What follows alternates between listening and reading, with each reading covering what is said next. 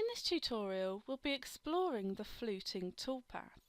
We'll be looking at some examples of where it might be used. The first example, we're going to show you how to lay out 3 simple lines, and then using the Fluting Toolpath, we're going to create the column for a mantelpiece that you can see on screen here. The second example we're going to look at will show you how to use the fluting to create drainage channels on a cutting board. The third example, we're going to look at how you can use the Fluting Toolpath to create interesting texture. And then the final example, we'll look at how to use the fluting to shape the top of a seat. And the whole point of this is just to demonstrate the number of ways in which we can use the Fluting Toolpath, how the various controls will provide us with different shapes dependent on the vectors that you have. So let's go to File, Close, and then we're going to create a new file.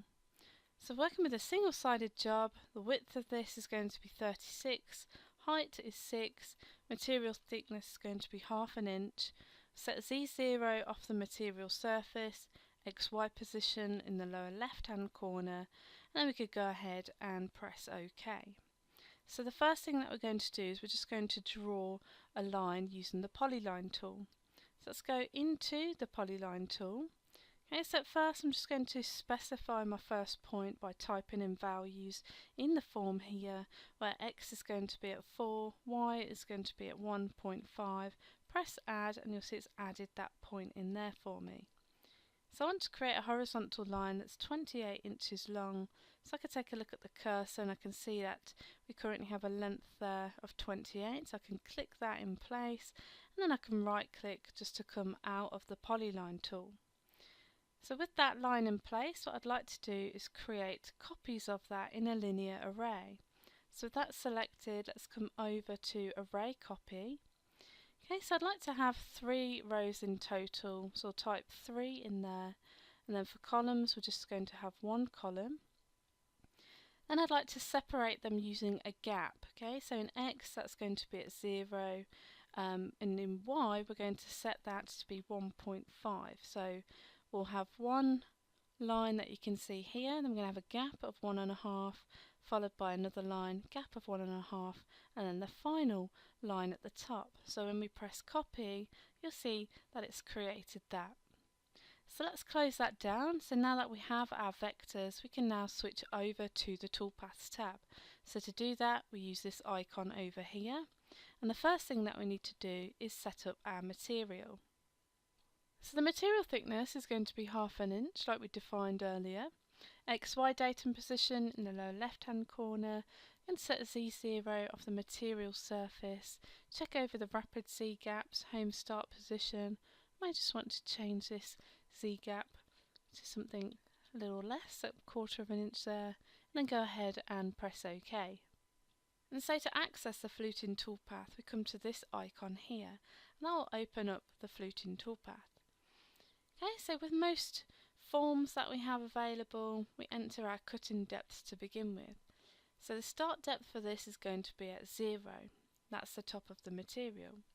Then we enter a flute depth. Okay, so in this case we're going to go with 1/4 inch there. Then we need to select a tool from the tool database, so we could use the select option here. In this case I'd like to use the 1/2 inch ball nose, okay, so fairly large tool in order for us to create these flutes in a single pass. So using that, check over the settings and then we could go ahead and press OK. Now the next 2 options we have in the form, the flute type and the ramp type, allow us to define the actual shape of the flute. So let's have a look at flute type. So we've got 3 options in here. The first one is to ramp over the complete length of the part. So it's going to ramp down in a straight line from start to end over the complete line of the vector that we've got selected. Then we could choose to ramp in at the start. Okay, so it will ramp in by a distance or a percentage that you can specify here, and then it will just continue flat along the flute. And then we have the option here to ramp at start and end. So again, it will come into the material, ramp down by a distance or percentage you specify, and it will go across and then ramp up at the end again at that same distance. Now for this example, I would like to use the ramp at start and end points. And so we need to choose how long the ramp is going to be. Now at the moment it's going to ramp all the way to the middle before it ramps up again at the other end, and so it's ramping 100% of the length of the part. Now I'd like to control this a little more by specifying an actual distance. So I'm going to use the ramp length option here, and I'm going to input a distance of 1 inch. Then we move on to the ramp type. So you see here we have linear and we have smooth. So to ramp in linear means that we enter the flute in a straight diagonal line, and then to enter in with a smooth ramp type just means that we come in at a curve to create a smooth transition at the bottom of our flute, and it's this option that we're going to use in our example. Then we could give this a name, so we'll just call this one fluting, and we could simply go ahead and press calculate. So let's take a look at the toolpath that we've got here. So you can see here we've got the ramp at the start and at the end of each one of those lines, and each one of those ramps is 1 inch long, and it ramps down to a depth of 1/4 of an inch, and all of these things are things that we specified in the actual fluting toolpath form. So let's put that in the Z, and then we'll actually preview that toolpath to see how that looks. Okay, so you can see the result of the settings we've got there. Very effective, and this is just the result of using 3 simple vectors, the fluting toolpath, and a 1/2 inch ball nose. Very simple, easy to use, very effective.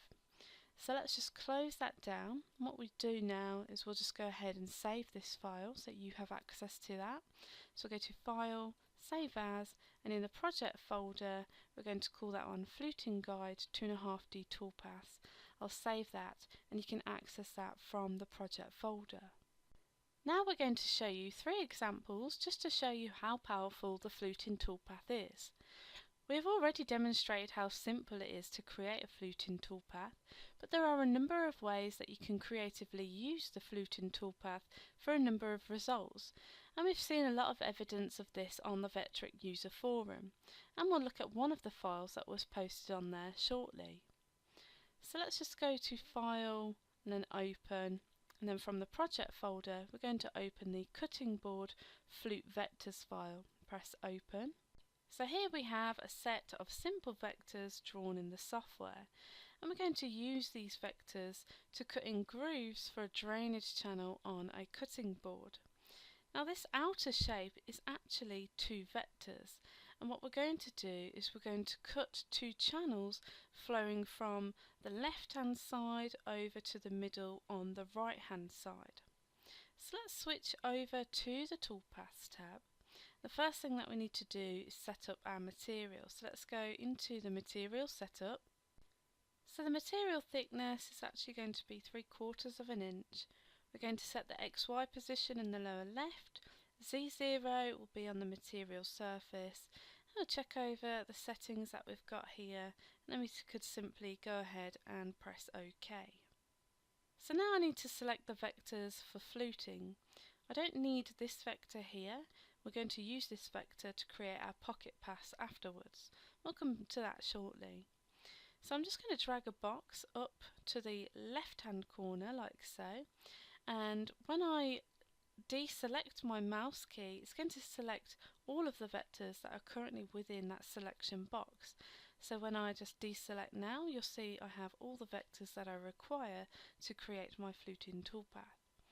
So with those vectors selected, let's go over to the fluting toolpath.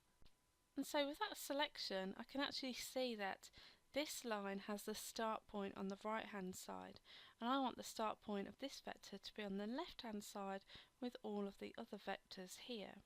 So to do that, let's just click in the white space, click on this vector here, and we're going to press N on the keyboard to access node edit mode. I'm going to right click on that line. We're going to use this option here to reverse the direction. My start point is now on the left hand side, travelling from left to right.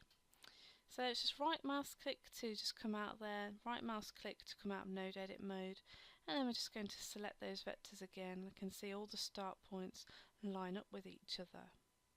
So over to the form, we're going to look at our cutting depth. So for the start depth, we're going to start that a little bit below the surface this time. So we're going to make that 0.05, flute depth of 1/4 inch. So we're going to have a total depth of 0.3. So the 1/4 inch plus the actual start depth there. We're going to use the 1/2 inch ball nose again this time.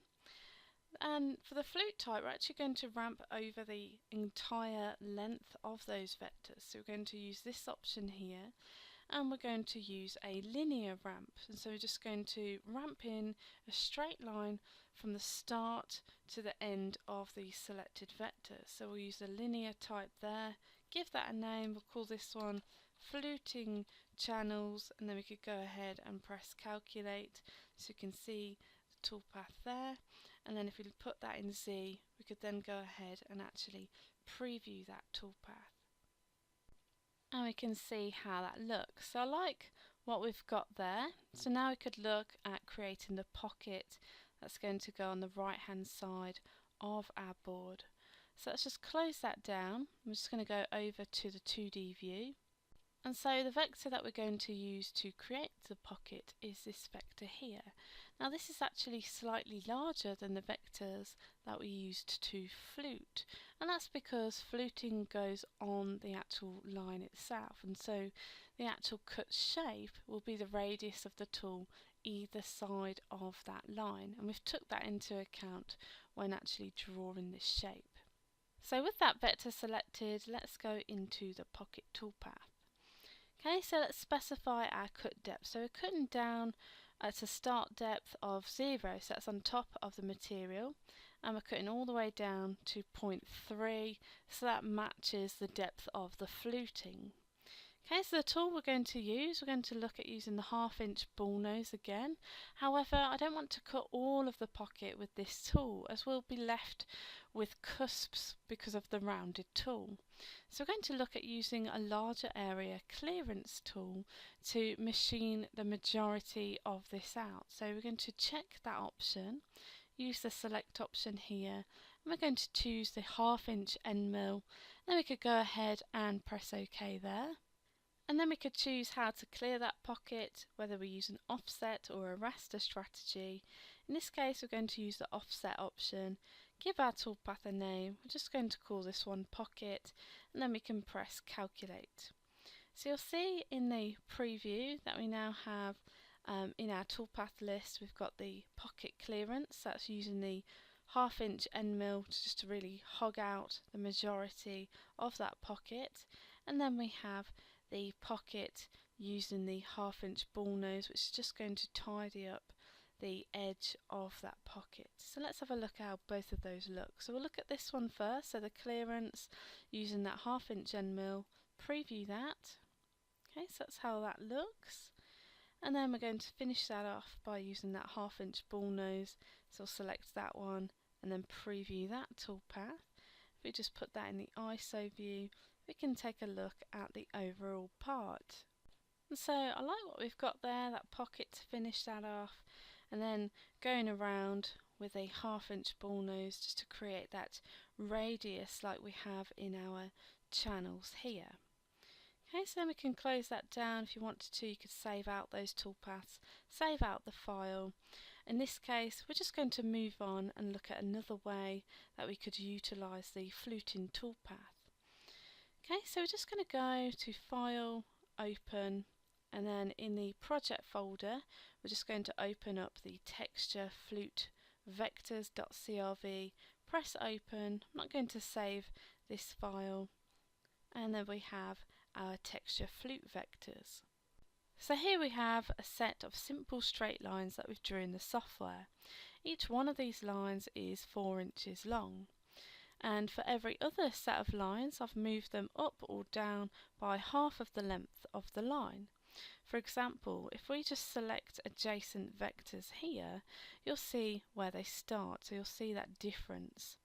Not only have we done that, but we've actually divided these lines up into layers. If we go to our layers bar at the top here, you'll see that we have layer 1, which just has the set of 3 vectors like so, and then we have layer 2, which has the 4 vectors that we can see like so. So let's just switch both of those layers on. Just click into the space there. Now the lines are set up this way so we can create some really interesting textured effects using the Fluting Toolpath. So let's switch over to the Toolpaths tab, and the first thing that we're going to do is we're just going to jump straight into the Fluting Toolpath. So we're going to go into the Fluting Toolpath. So the start depth for this we're going to have at 0, and the flute depth is going to be at 1/4 inch. So now we want to choose a tool. Okay, so I'd like to look at using a 1-inch bullnose tool. So let's use the select option here. You can see that I don't actually have a 1-inch bullnose, so I'm just going to take the 1/2 inch and we're just going to copy that. I'm just going to change the name of that so it's now a 1-inch tool. Then we're going to change the diameter here to 1 inch. Okay, then what we could do is we can alter the pass depth, just make that a little bit more reasonable for the tool. Again, make sure you check your own settings and that they're appropriate for your machine, your materials. Then we could go ahead and press OK. Okay, so we've got a 1-inch bullnose there. Then we're going to choose our flute type. So for the flute type, we're going to use the ramp at start and end. Okay, so we're going to ramp at the start and the end, and we're going to do that at a ramp of 100%. So each one of these will be cut with a sort of U shape like you can see here. Okay, now if I just press Ctrl A so that we have all of our vectors selected here, then we just need to choose our ramp type. So in this case we're going to use a smooth type here, and then we could go ahead and press calculate there.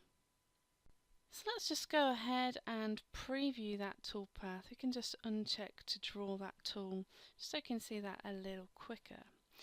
And so you're starting to see we've got some really interesting shapes here. So you can see the scalloped toolpath shapes, a very, very interesting texture there. And so varying the depth and varying the distance between those lines will give me different effects. We could also look at changing the tool shape too. So let's just go back into that toolpath and we're just going to change the tool. So let's just use the select option from the tool database. I'm going to use a 120-degree 1¼ inch V-bit this time. So if that's selected, we could go ahead and press OK. We could go and calculate that. Then we're just going to reset that preview, and then we're just going to uncheck animate preview, and then we're just going to preview that toolpath using that 120-degree V-bit. So again, very different results here, very interesting shapes that you can see there. And so there's lots to play around with here. Now the way that we've set up the part is to have the alternating set of straight lines on different layers. So I could even use 2 tools to create another variation of this texture. So let's just reset that preview, close out of the preview toolpath. We're going to edit that toolpath that we've created there. And then we're going to look at bringing this down, flute depth down to 0.35 this time. And again, we're going to use that 120-degree 1¼ inch V-bit.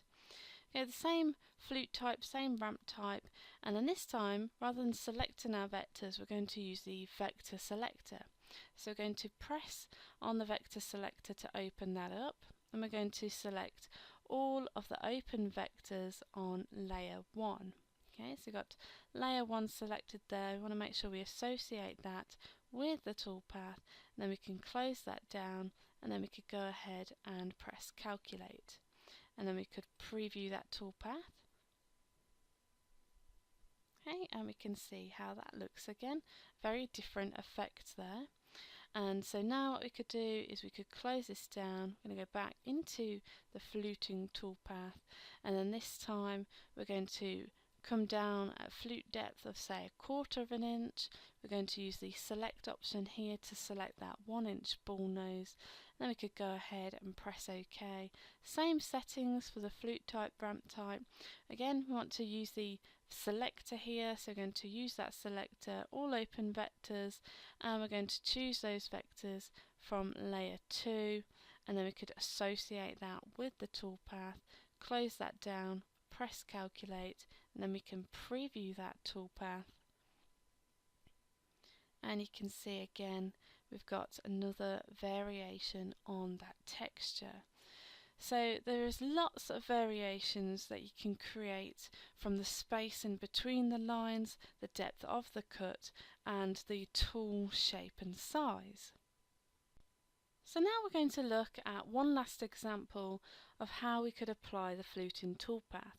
And this was actually created by one of our user forum members, Bob Jr. So let's just close this down. We're not going to save that. We're going to open up an existing file.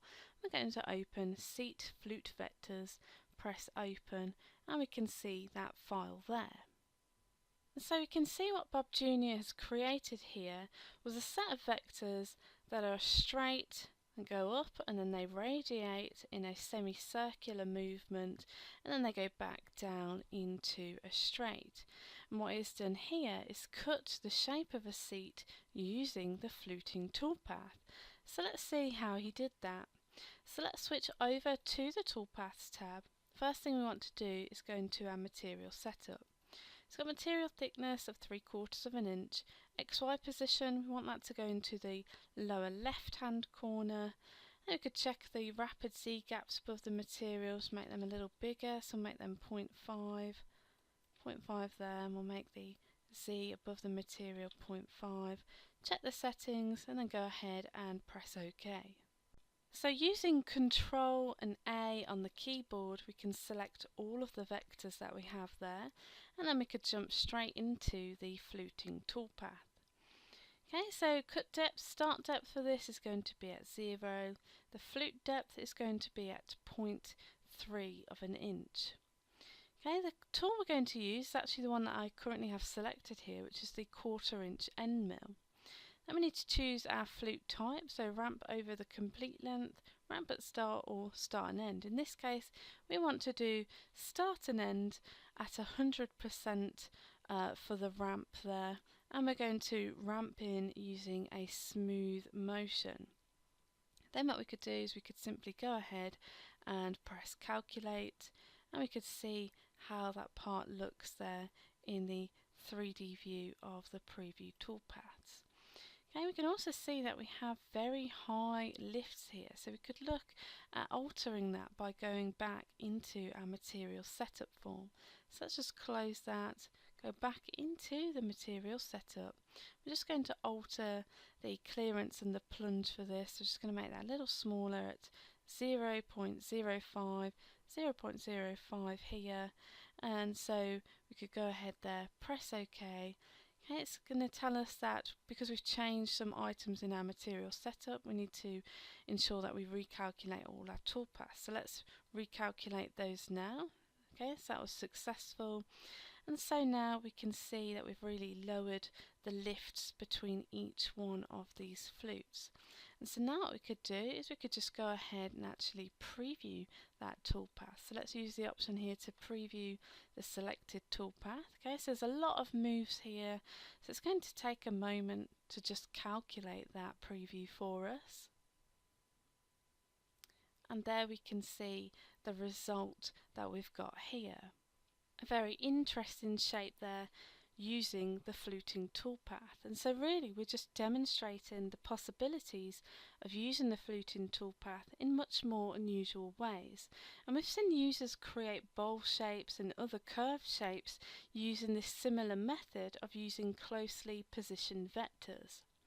And so that completes this tutorial on the many ways that you can use the Fluting Toolpath.